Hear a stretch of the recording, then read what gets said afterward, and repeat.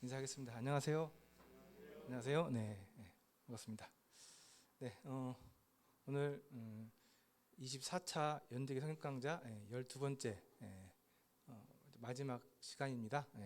그래서 오늘은 어떤 말씀으로 이렇게 교제할까 이렇게 고민하다가 믿음으로 얻는 구원에 대해서 좀 말씀을 나누기로 했습니다. 그래서 오늘은 믿음에 대한 이야기를 좀 해보려고 합니다.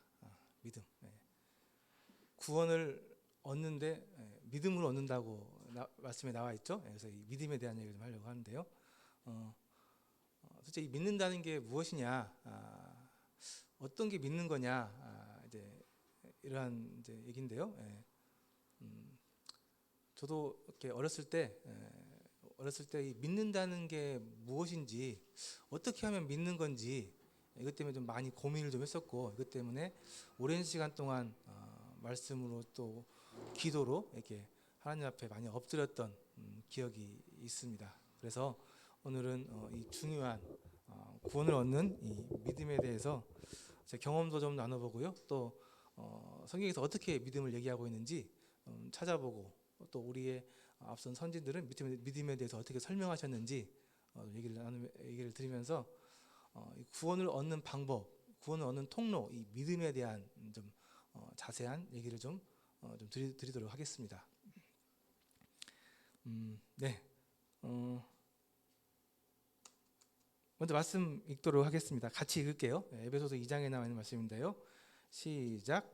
너희가 그 은혜를 인하여 믿음으로 말미암아 구원을 얻었나니 이것이 너희에게서 난 것이 아니요 하나님의 선물이라. 너희가 은혜를 인하여서 믿음으로 말미암아 구원을 얻었나니, 믿음으로 구원을 얻었다고 나와 있습니다. 그래서 성경에서는 이 구원을 얻는 방법, 구원을 얻는 길은 믿음, 구원을 얻는 통로는 믿음이라고 얘기하고 있습니다. 다른 말씀도 좀 볼게요. 요한복음 1장에 나와 있는 말씀인데요. 같이 읽겠습니다. 시작. 영접하는 자 곧 그 이름을 믿는 자들에게는 하나님의 자녀가 되는 권세를 주셨으니, 여기도 마찬가지로 믿는 자들에게 하나님의 자녀가 되는 권세를 주셨다고 나와 있습니다. 한 말씀만 더 보도록 하겠습니다. 사도행전에 나와 있는 말씀인데요. 시작. 주 예수를 믿으라. 그리하면 너와 내 집이 구원을 얻으리라.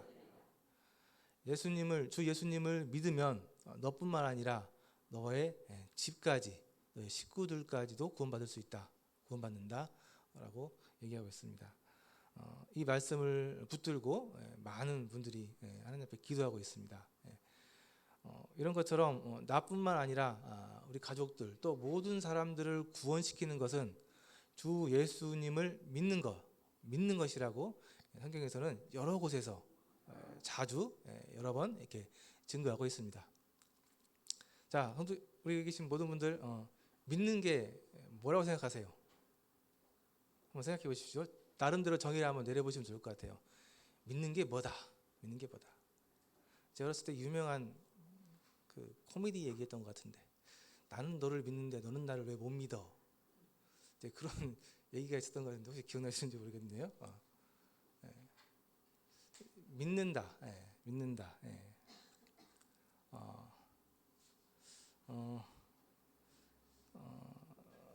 제가 그 첫 시간에 믿는 거에 대해서 말씀을 좀 드렸을 거예요.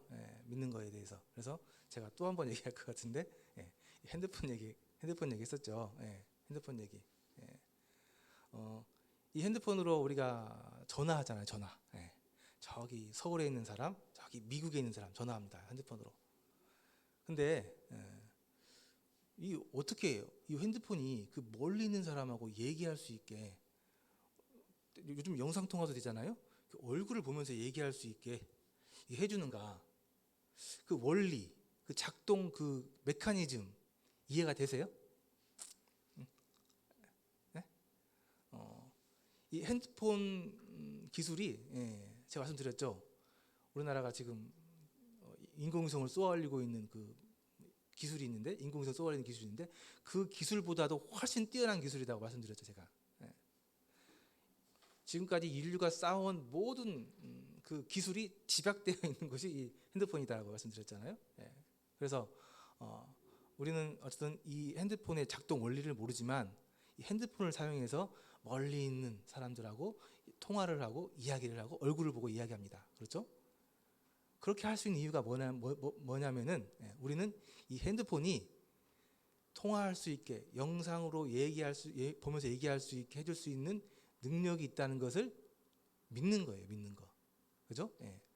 이 핸드폰이 그러한 능력, 그러한 기능이 있다는 걸 믿기 때문에 우리는 이 핸드폰을 사용할 수 있는 거예요. 원리가 그렇잖아요. 예. 그래서 이 핸드폰을 믿지 않는 사람은 그분들에게 이 핸드폰을 갖다 줘도 이 핸드폰을 사용해서 멀리 있는 사람과 통화를 할 수 없습니다. 그렇죠? 예. 핸드폰의 능력을 안 믿기 때문에 그래요.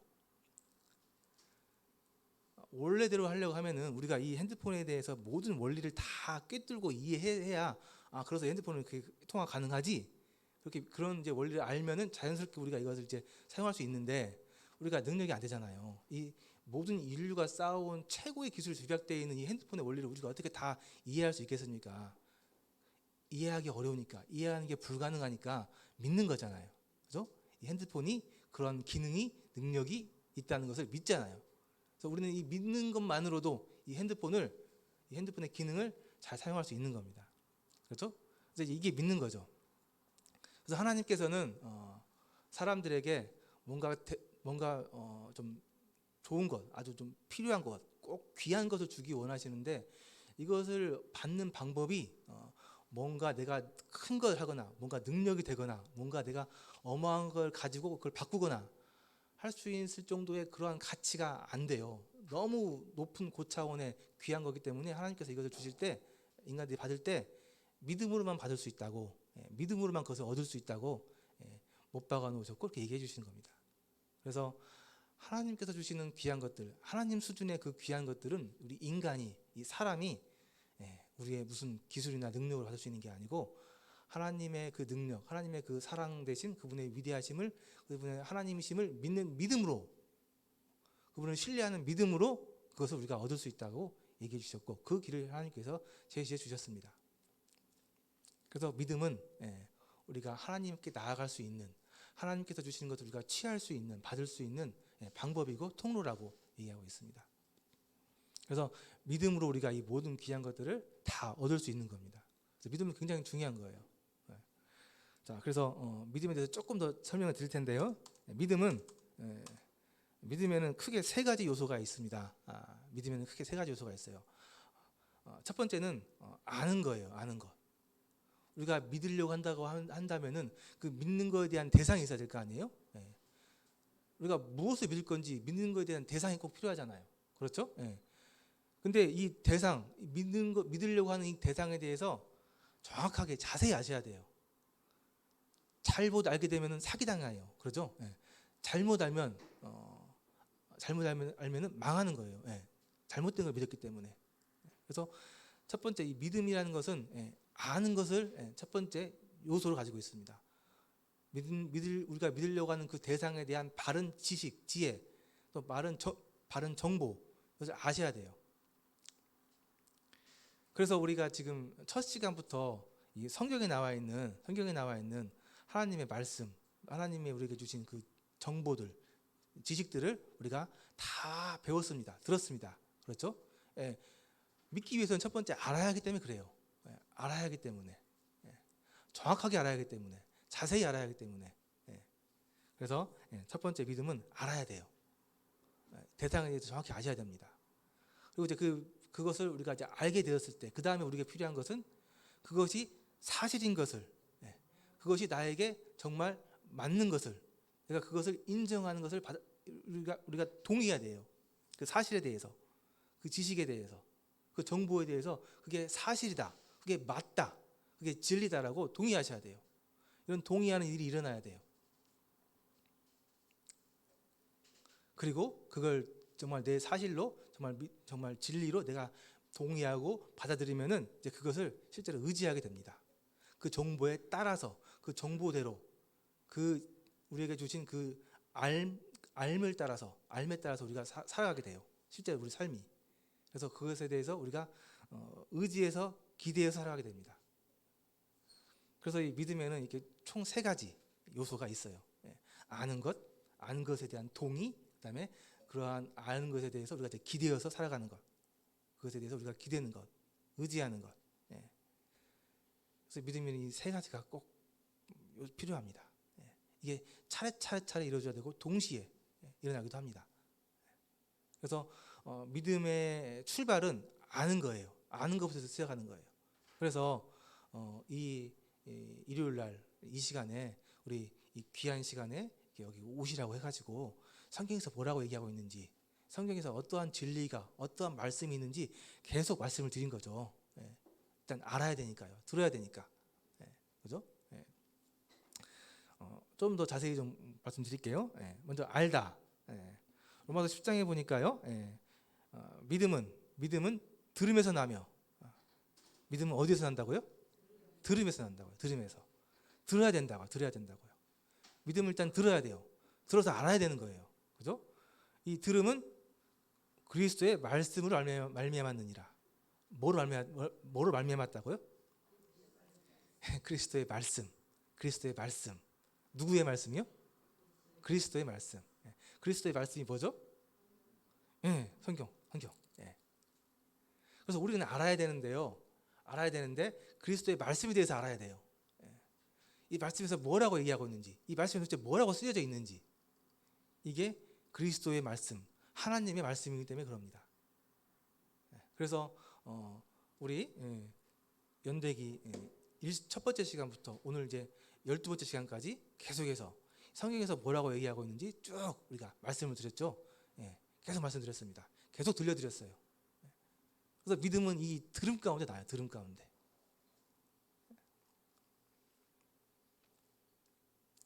그럼 도대체 무엇을 알아야 되느냐? 성경에서 무엇을 얘기하고 있느냐? 크게 3가지만 제가 말씀드리겠습니다. 정말 중요한 거 3가지.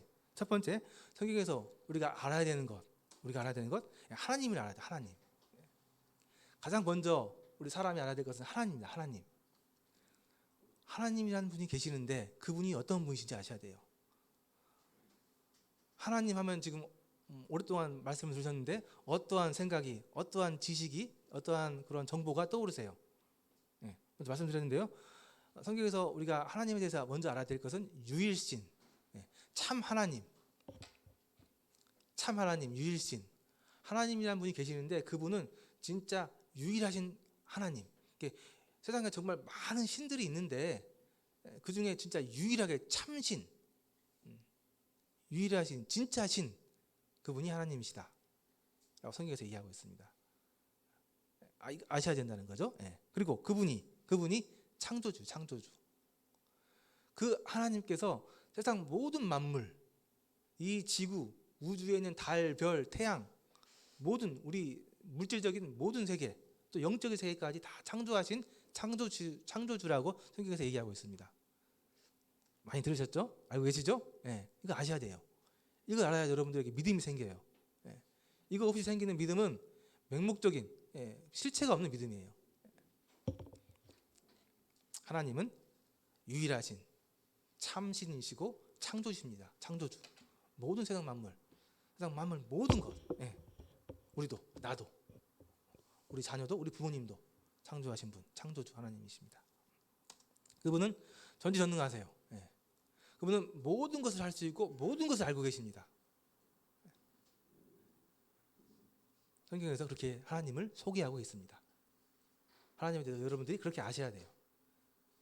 그래서 하나님께서는요, 모든 것을 다 가능하시고 모든 것을 다 할 수 있고 모든 것을 다 알고 있습니다. 그리고 하나님께서는 중요하니까요. 하나님께서는 이 시간과 공간을 초월하시는 분이에요. 공간을. 그래서 하나님께서는 여기에도 계시고 저기 미국에도 계시고 저기 뭐 일본에도 계시고 공간을 초월하시는 분, 공간의 제약을 받지 않으신 분, 그분은 영이시기 때문에 그렇습니다. 또 하나 그분은 또 뭘 초월하신다고 그랬죠? 중요한 것, 이 사람의 한계. 사람은 이 공간의 한계를 뛰어넘을 수 없고 이 시간의 한계를 뛰어넘을 수 없습니다. 이 사람은 과거로도 갈 수도 없고 미래로도 갈 수 없어요. 현재만 사는 거예요. 시간 되면 죽어요. 그렇죠? 근데 하나님은 이 시간도 초월하신 분이에요. 이 하나님은 시간을 출발시켜서 끝 마무리 짓는 분이세요. 하나님께서는 시간을 과거, 현재, 미래를 왔다 갔다 하실 수 있는 분이에요. 다 통제하실 수 있는 분입니다. 이해가 안 되시죠? 예, 이해하기 어려우신 분입니다. 하나님께서는. 그래서 하나님께서는 말씀에는 이 하나님을 믿으라고 얘기하고 계시는 거예요. 하나님이십니다. 전지전능하세요. 또 그 하나님은 사랑이십니다. 얼마나 다행인지 몰라요. 이런 하나님이 사랑이십니다. 아주 인자가 정말 인격이 정말 대단하신, 훌륭하신, 또 다행히 우리를 사랑하시는, 세상 모든 만물을 아끼고 사랑하시는 사랑의 하나님이세요. 얼마나 다행인지 모릅니다. 사랑의 하나님이세요. 이거 아직 잘 모르실 수 있습니다. 그러나 이 하나님에 대해서 정확히 아시면, 또 하나님을 경험하시게 되면 얼마나 하나님이 사랑하신지 여러분들이 아시게 돼요. 하나님은 사랑이십니다. 그리고 또 하나, 하나님은 공의로운 분이세요.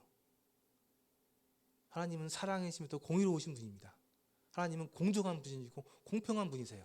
그래서 하나님은 공평하게 세상 모든 만물을, 모든 것을 공평하게 법대로, 하나님이 말씀하신 그 법대로 이끌어 나가셔야 돼요. 하나님의 이러한 네 가지 특징에 대해서 좀 잘 기억하시면 좋겠고요. 이것은 뭐 금방 알 수 있는 것은 아니고 공부를 통해서, 계속 들음을 통해서 여러분들이 이해하실 텐데요. 계속 우리가 지금까지 들어왔고 또 배워왔고 또 앞으로도 기회가 되면은 들을 수 있는 그러한 말씀드립니다. 그래서 첫 번째 우리가 알아야 되는데요. 하나님에 대해서 아셔야 돼요. 그다음에 알아야 될 게 있는데요. 그다음 사람에 대해서 아셔야 돼요. 사람. 그러니까 우리죠. 나에 대해서 알아야 돼요. 하나님이 계신데 그 하나님과 그다음에 나는 지금 하나님 앞에서 어떠한 존재인가, 그것에 대해서 아셔야 돼요. 성경에서 그래서 자세히 얘기하고 있습니다. 사람이 어떤 존재인지 얘기하고 있어요. 사람은 일단 창조물, 피조물. 그러니까 만들어진 존재. 세상 모든 만물을 창조하신 하나님이 만드신 창조물이라는 걸 아셔야 된다는 걸 얘기하고 있습니다. 성경에서 얘기하고 있어요. 사람은 저절로 생긴 게 아니고요. 그냥 이렇게 우연하게 생긴 게 아니고요. 하나님께서 정확하게 계획을 세우시고, 하나님께서 성경에서 정확히 얘기하면 하나님의 형상을 따라서 하나님이 우리를 잘 만드신, 정성을 들여서 만드신 창조물이라고 얘기하고 있습니다. 사람이 그런 존재예요. 성경에서 얘기하고 있습니다. 하나님께서는 우리 사람들을 만들 때 하나님의 자녀로 만드세요. 자녀로. 서로 사랑하면서 서로 교제하고 서로 함께하기 위한, 영원히 함께하기 위한 자녀 같은 존재들로 만드셨어요. 성경에 이렇게 나와 있습니다. 사람을 이렇게 만드셨어요. 그런데 안타깝게도 이 사람들이 죄를 지어서 죄인의 상태가 되어버렸습니다. 그죠? 그래서 성경에서는 사람이 하나님으로부터 지어졌고 정말 존귀하게 지어졌지만 사람이 죄를 짓고 타락해서 결국은 하나님과 관계가 끊어졌고 죽을 수밖에 없는, 법대로 죄를 지으면 죽는다고 했기 때문에 법대로 죽을 수밖에 없는 상황에 처해 있다고 얘기하고 있습니다. 이것이 성경에서 사람에 대해서 얘기하고 있는 부분이에요. 성경에서 나에 대해서, 우리에 대해서 이렇게 얘기하고 있습니다. 그 다음 하나 또 아셔야 될 게 중요한 분이 계신데요. 그분은 예수님입니다. 예수님에 대해서 아셔야 돼요. 예수님 어떻게 알고 계세요? 예수님 모르는 사람 없을 거예요. 근데 정확하게 자세히 성경에서 얘기하고 있는 대로 예수님을 아셔야 돼요. 세상 사람들은 성경을 따라서 하니까, 하나님의 말씀을 따라서 아는 게 아니고 그냥 세상의 지식들, 세상의 그런 판단들, 세상의 그러한 흐름들을 통해서 예수님이 그냥 2000년 전에 그 이스라엘이라는 땅에 태어났다가 죽은 조금 훌륭한 사람, 조금 뭐 위대한 성인쯤 되는 사람, 그렇게 많이 알고 있습니다. 성경에서는 그렇게 얘기하고 있지 않아요. 성경에서는 예수님을 하나님이라고 얘기하고 있습니다. 하나님이라고 얘기하고 있어요.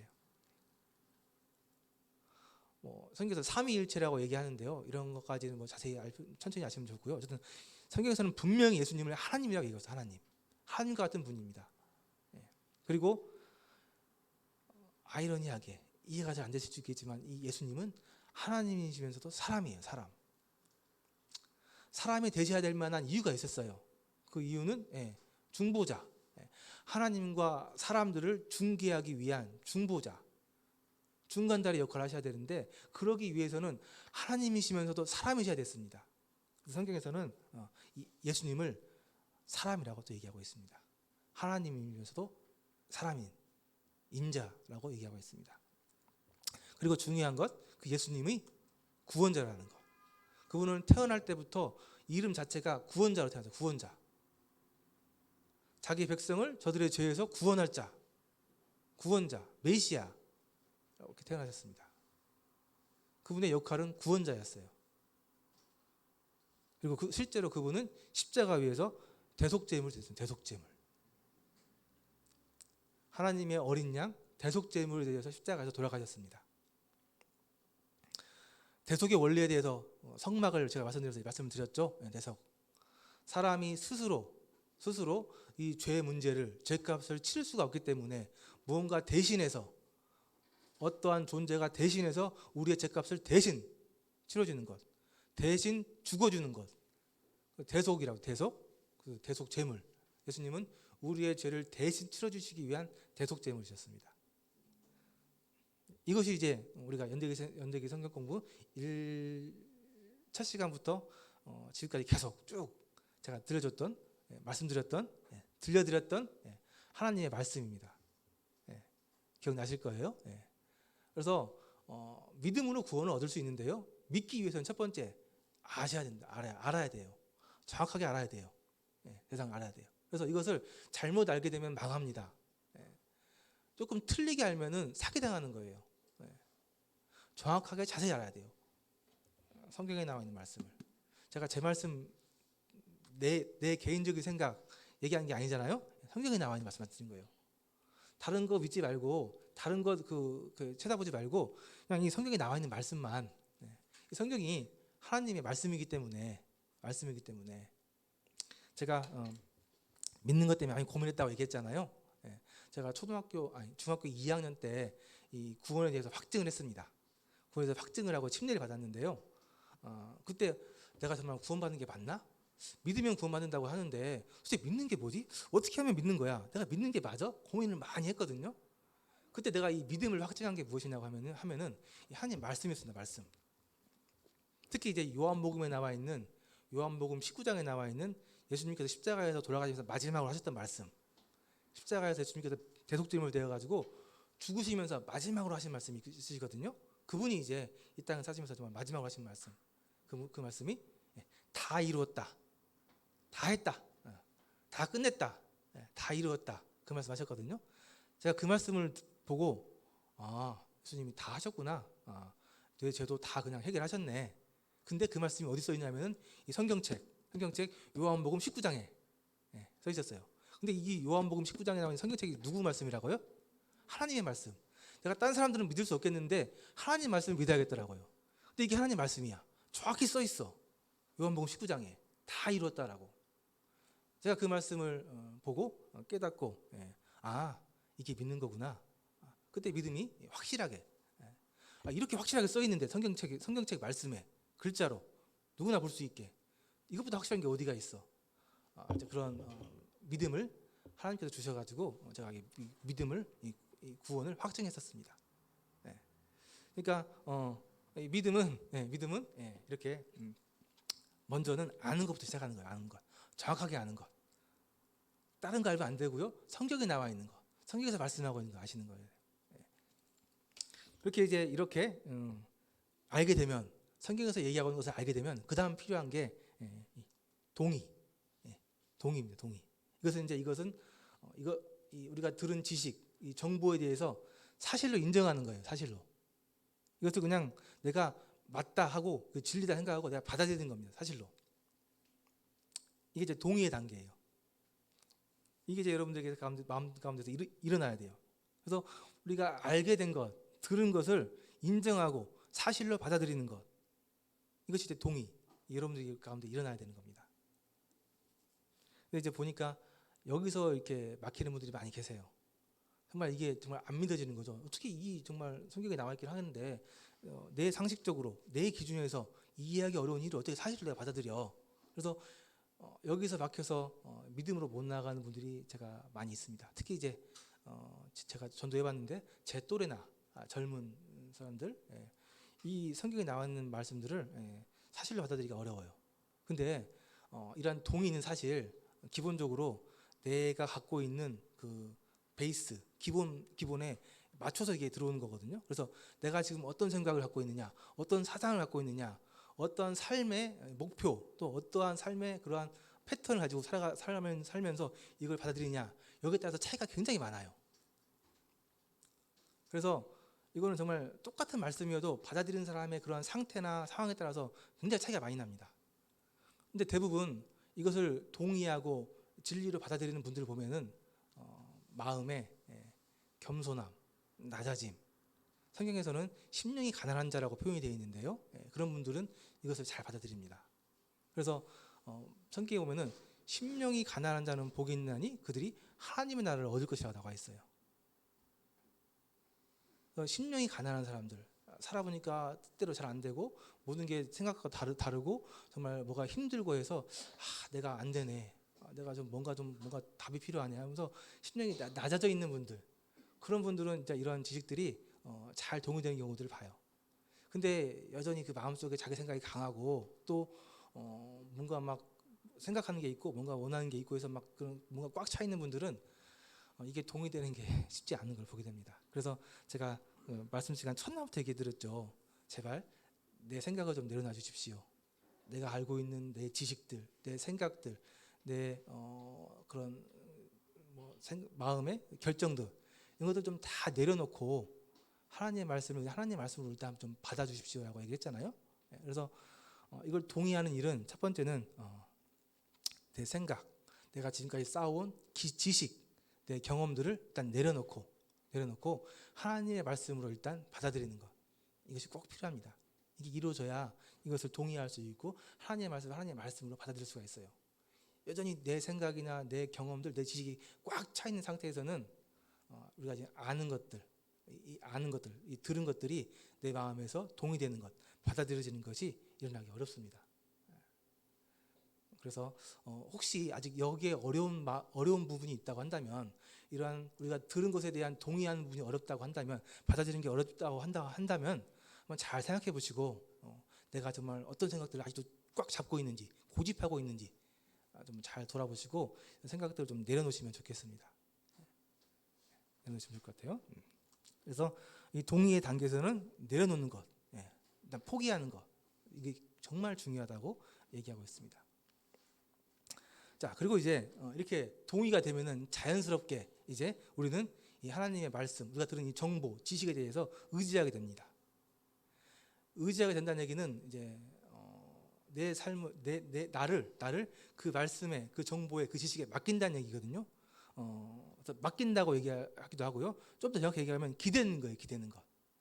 내가 그 어디 이렇게 벼락 이렇게 담에 이렇게 기대는 거잖아요. 그러니까 그 벼락을 믿기 때문에 기대는 거잖아요. 믿기 때문에 기댈 수 있는 거잖아요. 그래서 우리는 이제 알게 되고 그것을 동의해서 받아들이면 자연스럽게 그 지식에, 그 진리에 대해서 의지하게 되고, 이 의지하는 것은 결국 우리 삶에서 어떻게 나타나냐면은 그 지식이나 그 말씀에 대해서 순종하는 걸로 나타나게 돼 있어요.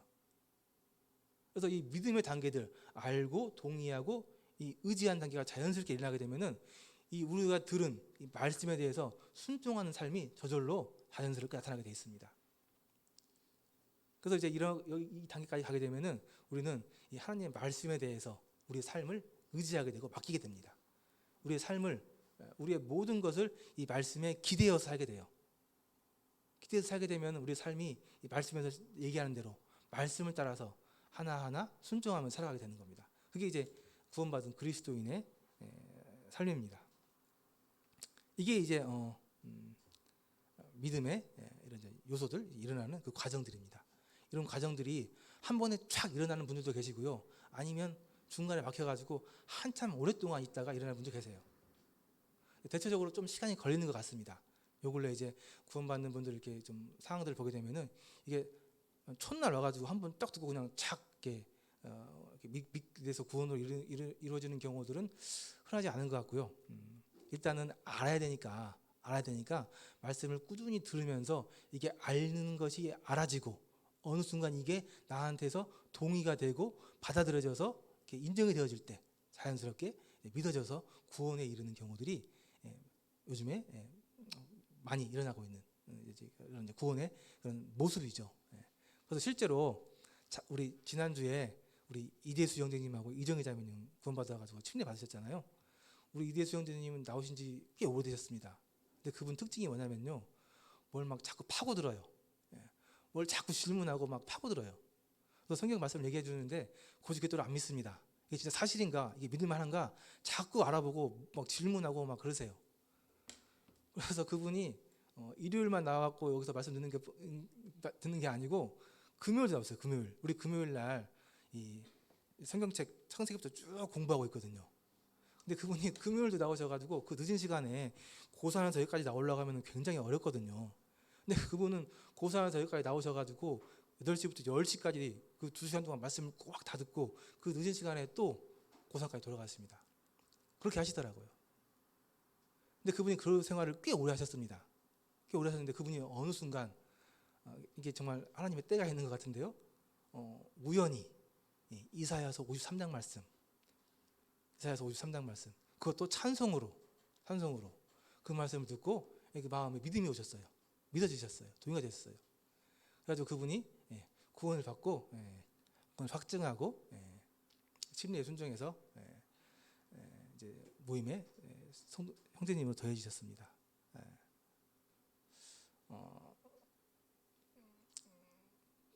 그래서 이러한 믿음의 과정, 구원의 과정들이 이렇게 좀 시간이 걸리는 경우들이 많이 있고요. 그 특징들을 보게 되면은 일단은 알려고 하는, 찾으려고 하는 그러한 꼭 그런 의지들이 꼭 필요합니다. 그래서 그렇게 찾으려고 애써서 찾고 또 들으려고 그래서 하는 거. 그래서 아까 말씀드린 것처럼 이 믿음은 들으면서 난다고 얘기하는 것이 그래서 진리예요, 사실이에요. 계속 들으셔야 돼요. 찾고 알려고 하고 들으셔야 돼요. 듣는 자들에게 믿음이 온다고 말씀이 분명히 얘기하고 있습니다. 들으셔야 돼요.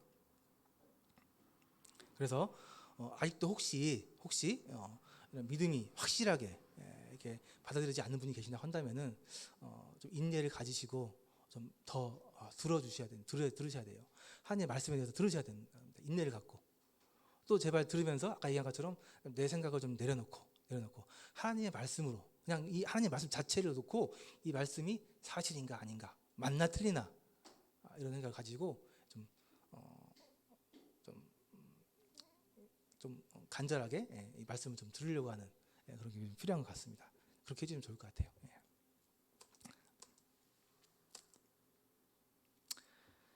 아까 읽었던 말씀인데 다시 한번 읽도록 하겠습니다. 시작. 너희가 그 은혜를 인하여 믿음으로 말미암아 구원을 얻었나니 이것이 너희에게서 난 것이 아니요 하나님의 선물이다. 하나님의 선물이다. 은혜를 인하여서 믿음으로 말미암아 구원을 얻었는데 이 구원이라는 것이 어디서 오는 거라고요? 어디서 오는 거라고요? 잘 생각해 보세요. 말씀 잘 보세요. 믿음이 너희들, 그러니까 우리에게서 난 것인가요? 우리가 믿게 된 건가요? 우리한테 믿음이 생겨가지고 우리가 믿음을 믿게 된 건가요? 성경에는 아니라고 나와 있죠. 어디서 난 거라고 나와 있어요? 네, 하나님의 선물이라고 나와 있어요. 선물. 하나님의 선물. 이 믿음이 정말 중요하고 믿음을 통해서 구원 얻는데요. 이 믿음이 어디서 오느냐? 이 믿음이 도대체 어디서 오느냐? 믿음은 하나님으로부터입니다. 하나님으로부터. 하나님이 주시는 거예요. 뭘로 주신다고요? 선물로. 그러니까 너 뭐 줘. 너 뭐 주면 내가 이거 선물 줄게. 이게 아니죠. 이게 아니고요. 그건 은혜가 아니잖아요. 그건 그냥 보수예요. 대가죠. 그러나 하나님께서는 이 믿음이라는 것을 선물로 준대. 선물이라는 얘기는 공짜잖아요. 그냥 주시는 거예요. 은혜로 그냥 주시는 거예요. 그죠? 그래서 선물이라는 것을 그냥 받으면 돼요. 받으면 되는 거예요. 그래서 여러분들 그 믿음이 나이로부터 생긴다고 생각하지 마세요. 내가 억지로 믿어야지. 믿어야 되는데. 나는 언제 믿을 수 있는 거야? 믿어야지. 그렇게 믿음이 오는 게 아닙니다. 믿음은 하나님으로부터 오는 거예요. 그럼 어떻게 해야 될 것 같아요? 믿음이 하나님으로부터 온다고 한다면 어떻게 해야 될 것 같아요? 정말 우리가 믿기 원한다고 한다면, 믿음을 갖고 싶다고 한다면 어떻게 해야 돼요? 예, 달라고 구해야 돼요. 달라고 구해야 돼요. 선물로 주신다고 하셨잖아요. 그러니까 하나님, 저에게도 주세요. 저도 주십시오. 저도 받고 싶습니다 하고 하나님 앞에 구해야 돼요. 그래서 믿음을 구해야 돼요. 믿음을. 여기 유명한 사건이 하나 있습니다. 마가복음 9장에 나온 사건인데요. 아버지가 있는데 그 아들이 귀신 들렸어요. 귀신 들려갖고 막 자해를 합니다. 이 자해를 해갖고 이 아이가 언제 죽을지 모르겠어요. 이 아버지 마음이 굉장히 급해요. 이 아이가 나아야 되는데, 이 아이의 귀신이 나가야 되는데, 어떻게 하지? 이거 어떻게 아이 치료를 해야 되는데 방법이 없어요. 얘기 들어보니까 예수님이라는 분이 계시는데 그분이 사람을 치료하기도 하고 죽은 사람을 살리기도 하고 귀신들을 쫓아내기도 하신다, 이런 소문을 들었어요. 그래서 이 부모가 예수님을 찾아가서 예수님을 만나서 이 아이를 고치고 싶었어요. 예수님이 없어가지고 먼저 예수님 제자들에게 부탁을 했는데 예수님의 제자들이 이 아이의 귀신을 쫓지 못했어요. 다시 예수님께서 오셨습니다. 예수님께서 오셔가지고요, 보니까 예수께서 그 아비에게 물으시되 언제부터 이렇게 되었느냐 하시니 이르되 어릴 때부터입니다. 어릴 때부터.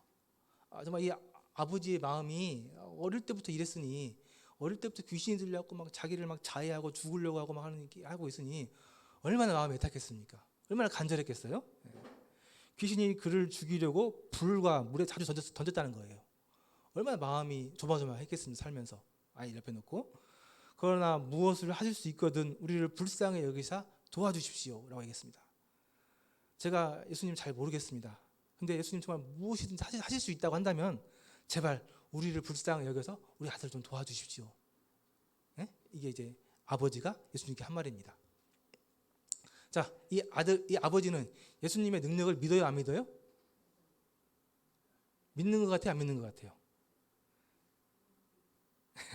22절에 보니까 그러나 무엇을 하실 수 있거든, 무엇을 할 수 혹시 있으면 우리를 불쌍히 여겨 도와주십시오. 믿는 것도 아니고 안 믿는 것도 아니고 애매한 거죠. 뭔가 하실 수 있을 것 같은데 하실 수 없는 것 같기도 하고. 그래서 도와주세요, 살려주세요, 해주세요가 아니라 하실 수 있으면 우리를 불쌍히 여겨 도와주세요, 이렇게 얘기했습니다. 이 아버지가 믿음이 없는 거죠. 완전한 믿음은 아닙니다. 그죠? 예수님의 그런 능력에 대해서 완전히 믿고 있지 않은 거예요. 예수님께서 말씀하셨습니다. 예수께서 이르시되 할 수 있거든이 무슨 말이냐? 믿는 자에게 능히 못할 일이 없다. 믿는 자들에게는 능히 못할 일이 없다. 못할 일이 없다 했어요.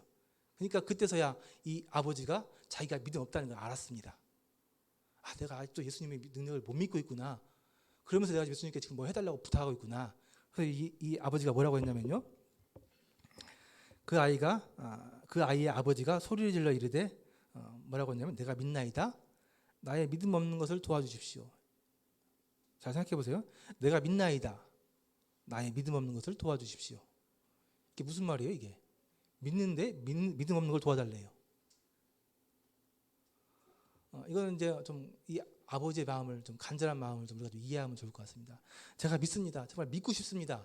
믿어야 됩니다. 믿고 싶어요. 그런데 내가 믿음 없는 거, 양심에 제가 믿음 없는 거 도와주십시오 라고 얘기합니다. 그 이후에 예수님께서 이 아들을 고쳐주셨어요. 그 말은 무슨 말이냐면은 믿음 없는 것을 도와달라고 했을 때, 솔직하게 하나님 앞에 믿음 없는 걸 도와달라고 했을 때 예수님께서 아마 이 아버지를 도와주셨을 거예요. 믿음을 주셨을 거라고 믿습니다. 그래서 그 아들을 도와줬어요. 그 귀신을 쫓아주셨습니다. 믿음이 없다고 한다면 믿음은 하나님으로부터 나는 거기 때문에 우리는 하나님 앞에 매달려야 돼요.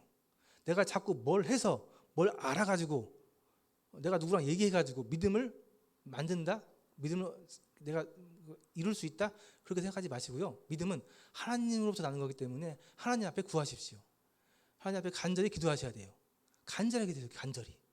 주셔도 좋고 안 주시면 뭐 어쩔 수 없고 이런 게 아니고요. 정말 간절히 구하셔야 돼요. 딱 하나 할 일 그거예요.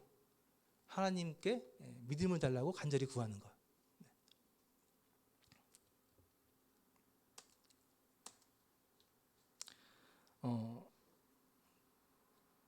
믿는 일이 어떻게 일어나는지 하나 보여주는 예가 하나 있는데요.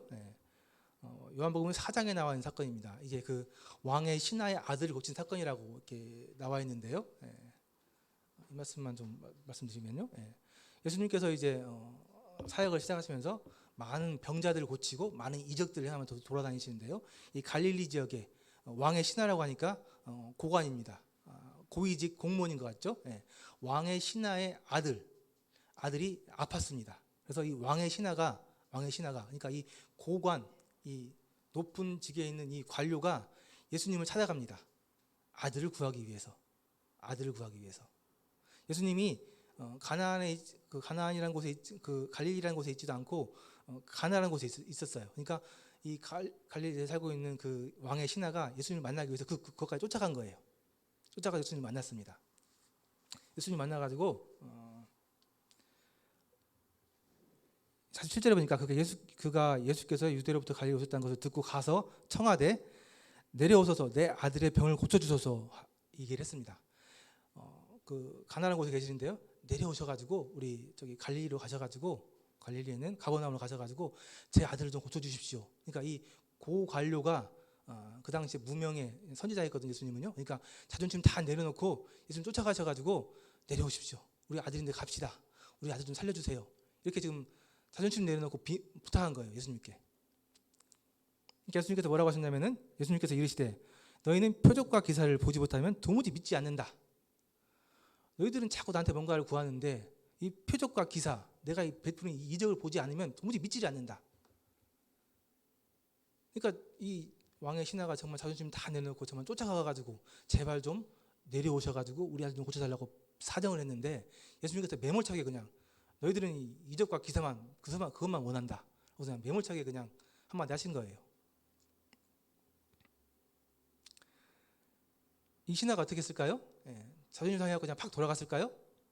그렇지 않았습니다. 이 신하는 정말 간절했어요. 정말 간절했고 마지막 희망이었습니다. 자신의 아들을 살릴 수 있는 마지막 희망, 마지막 방법. 그래서 그 신하가 이르되 주여 제발 내 아이가 죽기 전에 내려와 주십시오.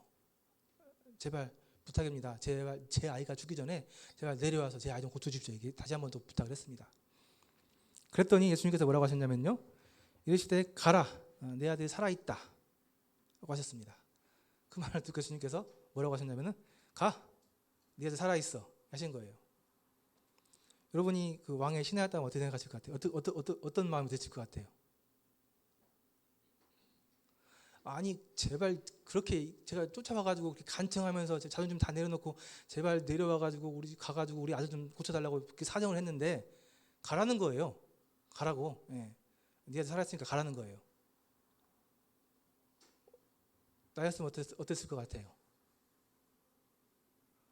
아유 정말 너무하네. 그렇게 사정했는데 그냥 가라고 하네.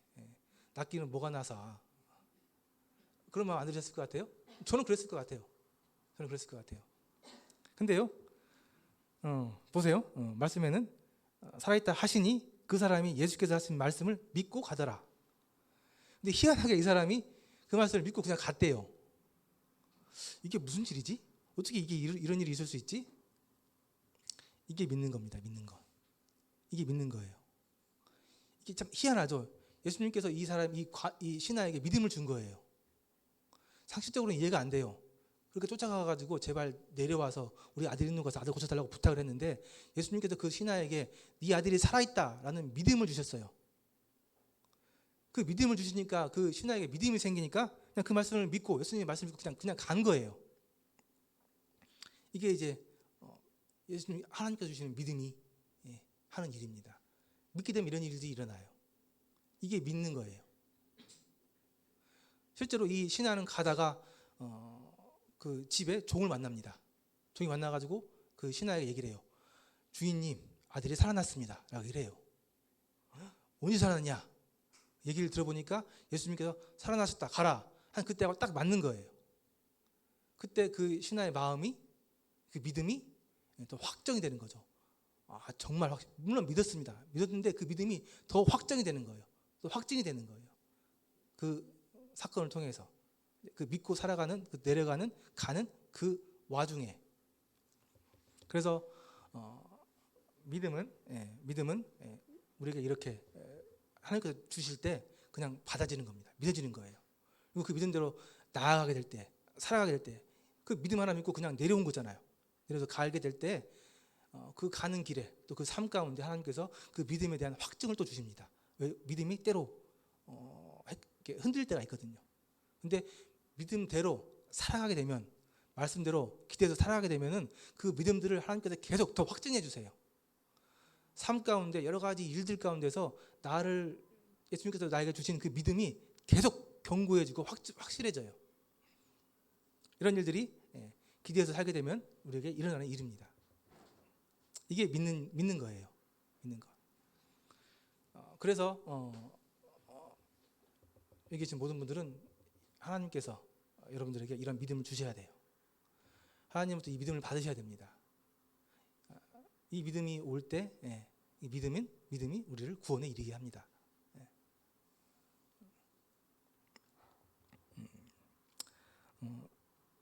정리를 해야 될 것 같습니다. 오늘은 연대기 그 24차 마지막 시간으로 믿음에 대해서 말씀을 좀 드렸습니다. 믿음이 잘 이해가 안 되시죠? 안 되실 거예요. 이거는 경험을 통해서만 확실히 알 수 있는 거예요. 그래서 이것은 하나님께서 여러분들에게 믿음을 주실 때, 이게 믿음이구나 정확히 알 수 있습니다. 중요한 것은 들어야 돼요. 믿음은 들음으로부터 납니다. 그리고 간절하게 내 모든 생각을, 내 것을 다 내려놓고 그 말씀을 받아들일 때 하나님께서 우리에게 마음을 보시고, 우리의 낮아진 마음을 보시고 믿음을 허락해 주십니다. 믿음이 우리에게 주어졌을 때 그 믿음은 우리를 구원에 이르게 합니다. 그게 언제 이루어질지 잘 몰라요. 사람마다 좀 차이가 있는 것 같고요. 그건 하나님께서만 아십니다. 언제 우리에게 그 믿음을 주실지는.